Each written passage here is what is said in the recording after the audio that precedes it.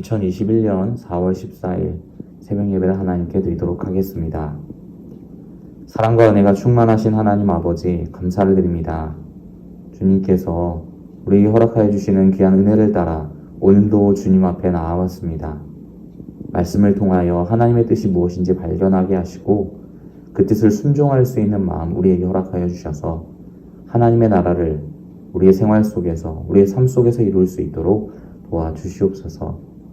예수님의 이름으로 기도합니다. 아멘. 오늘 함께 살펴보실 하나님 말씀은 사무엘상 3장 1절에서 21절까지 말씀입니다. 제가 읽도록 하겠습니다. 아이 사무엘이 엘리 앞에서 여호와를 섬길 때에는 여호와의 말씀이 희귀하여 이상이 흔히 보이지 않았더라. 엘리의 눈이 점점 어두워가서 잘 보지 못하는 그때에 그가 자기 처소에 누웠고 하나님의 등불은 아직 꺼지지 아니하였으며 사무엘은 하나님의 궤에 있는 여호와의 전 안에 누웠더니 여호와께서 사무엘을 부르시는지라. 그가 대답하되 내가 여기 있나이다 하고 엘리에게로 달려가서 이르되 당신이 나를 부르셨기로 내가 여기 있나이다 하니 그가 이르되 나는 부르지 아니하였으니 다시 누우라 하는지라.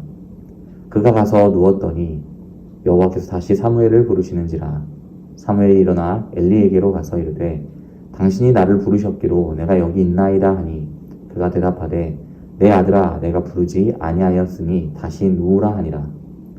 사무엘이 아직 여호와를 알지 못하고 여호와의 말씀도 아직 그에게 나타나지 아니한 때라. 여호와께서 세 번째 사무엘을 부르시는지라.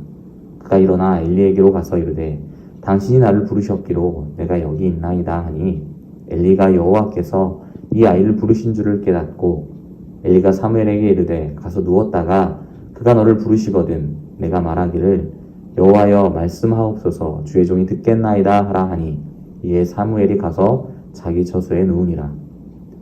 여호와께서 임하여 서서 전과 같이 사무엘아 사무엘아 부르시는지라.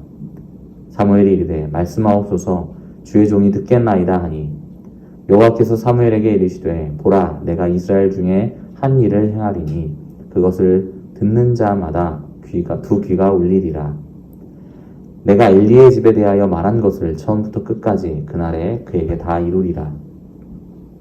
내가 그의 집을 영원토록 심판하겠다고 그에게 말한 것은 그가 아는 죄악 때문이니 이는 그가 자기의 아들들이 저주를 자청하되 금하지 아니하였음이니라. 그러므로 내가 엘리의 집에 대하여 맹세하기를 엘리 집의 죄악은 제물로나 예물로나 영원히 속죄함을 받지 못하리라 하였노라 하셨더라. 사무엘이 아침까지 누웠다가 여호와의 집에 문을 열었으나 그 이상을 엘리에게 알게 하기를 두려워하더니 엘리가 사무엘을 불러 이르되 내 아들을 사무엘아 하니 그가 대답하되 내가 여기 있나이다 하니 그가 이르되 내게 무엇을 말씀하셨느냐 청하노니 내게 숨기지 말라. 내게 말씀하신 모든 것을 하나라도 숨기면 하나님이 내게 벌을 내리시고 또 내리시기를 원하노라 하는지라. 사무엘이 그것을 그에게 자세히 말하고 조금도 숨기지 아니하니 그가 이르되 이는 여호와이시니 선하신 대로 하실 것이니라 하니라. 사무엘이 자라매 여호와께서 그와 함께 계셔서 그의 말이 하나도 땅에 떨어지지 않게 하시니 단에서부터 브엘세바까지의 온 이스라엘이 사무엘은 여호와의 선지자로 세우심을 입은 줄을 알았더라. 여호와께서 실로에서 다시 나타나시되 여호와께서 실로에서 여호와의 말씀으로 사무엘에게 자기를 나타내시니라. 아멘. 아들을 낳으면 나실인으로 구별하여 여호와의 전에 드리겠다고 했던 한나의 기도에 하나님께서 응답하셨습니다. 그로 말미암아 한나는 사무엘을 낳게 되었지요. 영적으로 어두웠던 사사시대 속에서 하나님은 사무엘을 통하여 새로운 시대를 열기 원하셨습니다. 사무엘이 태어나고 부르심을 받았던 시대는 사사시대였습니다. 백성들이 각자 소견에 옳은 대로 행했던 시기였습니다. 백성들은 타락하였고 종교적으로도 오염되어 하나님의 나타나심이 희귀하였던 시대였습니다. 성경은 여호와의 말씀이 희귀하여 이상이 흔히 보이지 않았다라고 기록하고 있습니다. 이 말은 하나님의 계시가 이스라엘에게 주어지지 않았고 이스라엘이 하나님의 계시에 지극히 무관심했다라는 것을 가리키는 말입니다. 이스라엘 백성들이 하나님을 사랑하지 않고 그를 떠나 자신의 소견에 옳은 대로 행하고 있었기에 하나님의 음성은 자주 들리지 않을 수밖에 없었던 것이지요. 이 말씀이 희귀했던 시대에 제사장으로 섬기고 있던 사람은 엘리였습니다. 동시에 사무엘상 4장 18절을 보면 이 엘리가 사사였다라는 기록이 분명하게 나타나 있습니다. 공평하고 바른 판결을 내려야 했던 사사, 이스라엘의 구원을 이루는 도구로 사용되는 사사가 바로 엘리였다라는 것입니다. 그러나 엘리에 대해 기록하고 있는 성경을 자세히 보면 사사로서나 제사장으로서나 무엇인가 부족해 보이는 모습을 보이고 있습니다. 한나의 기도를 보고 술 취했다고 평가하기도 하고 자녀인 홈니와 비느하스의 악행을 보고도 여호와의 뜻대로 될 것이라고 방관하고 있는 모습을 보고 있노라면 그의 눈이 점점 어두워져 갔다라고 하는 것이 단순히 육안이 어두워졌다라는 표현으로 이해하기 어렵다고 생각합니다. 단순히 나이가 많아져 노안으로 눈이 어두워진 것이 아니라 그의 영안도 점점 침침해져 가고 있었다라는 것을 의미하고 있다고 해도 과언이 아닐 것입니다. 그럼에도 불구하고 여호와의 전의 등불은 꺼지지 않았습니다. 이는 어린 사무엘을 통한 하나님의 계획이 있음을 암시하는 것 같습니다. 어두운 시대이지만 희망이 남아있음을 대조하여 보여주고 있는 표현인 것입니다. 말씀이 임하지 않았던 시기였기에 제사장 엘리는 자기 처소에 누워 있었습니다. 그러나 어린 사무엘은 하나님의 전을 지키면서 그곳에 있었던 것이지요. 아마도 하나님의 말씀이 희귀한 상황이었기에 제사장 엘리는 그렇게 하지 않았던 것 같습니다. 그리고 그는 하나님의 말씀이 임하지 않을 것이라고, 임할 것이라고 기대하지 않았는지도 모르겠습니다. 그래서인지 사무엘에게 하나님께서 그를 부르시면 어떻게 대답해야 하는지도 미리 알려주지 않았지요. 하나님은 하나님의 궤가 있는 여호와의 전에 누워있는 사무엘을 부르십니다.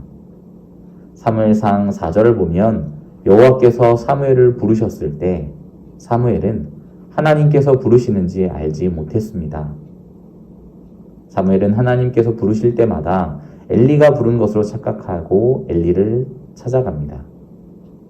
엘리는 이런 일이 3번 반복되고 난 뒤에야 하나님께서 사무엘을 부르신 것으로 인정하고 사무엘에게 어떻게 대답해야 하는 줄을 알려주게 됩니다. 여호와 하나님의 부르심이 확실함을 알게 되므로 사무엘은 말씀하옵소서 주의 종이 듣겠나이다 라고 대답하였습니다. 하나님은 주의 말씀을 듣겠다고 말하는 사무엘에게 엘리 제사장의 집안에 대한 심판을 선언하십니다. 홈리와 비느하스의 악행, 그리고 그 악행을 보고도 방치했던 엘리에 대하여 하나님은 그 죄악을 반드시 심판하신다고 말씀하셨던 것이지요. 또한 그 죄악에 대해서는 제물이나 예물로나 속죄함을 받지 못할 것이라고 말씀하셨습니다. 어린 사무엘이 도저히 감당하기 어려운 심판에 대한 말씀이었으나 하나님의 말씀을 물어오는 엘리 제사장에게 하나님께서 하신 말씀이었기에 조금도 가감하지 않고 숨기지 않고 사무엘은 엘리에게 그 심판의 내용을 말해줍니다. 하나님의 말씀 그대로를 전했던 것이었고 하나님의 말씀의 권위를 믿고 엘리 제사장에게 그런 말씀을 전했던 것이지요. 하나님은 이런 사무엘을 선지자로 성장하도록 하셨으며 사무엘의 말에 권위를 더해 주셨습니다. 진정 사무엘은 어두웠던 사사시대 속에서 하나님의 말씀이 전해지는 통로로 하나님에 의하여 세워졌던 것입니다. 사랑하는 서문로교회 성도 여러분, 하나님의 말씀이 희귀해졌던 사사시대와 같이 우리는 영적으로 어두운 시대를 통과하고 있습니다. 코로나 바이러스로 인한 건강의 위협보다 사실 더 걱정스러운 것은 우리의 영적인 건강입니다. 코로나 초기에 예배를 향한 뜨거운 마음들, 걱정하는 마음들이 이제는 소견에 옳은 대로 행했던 이스라엘 백성들과 같이 예배 생활에 관심이 없고 열정도 없는 상태로 변해가고 있습니다.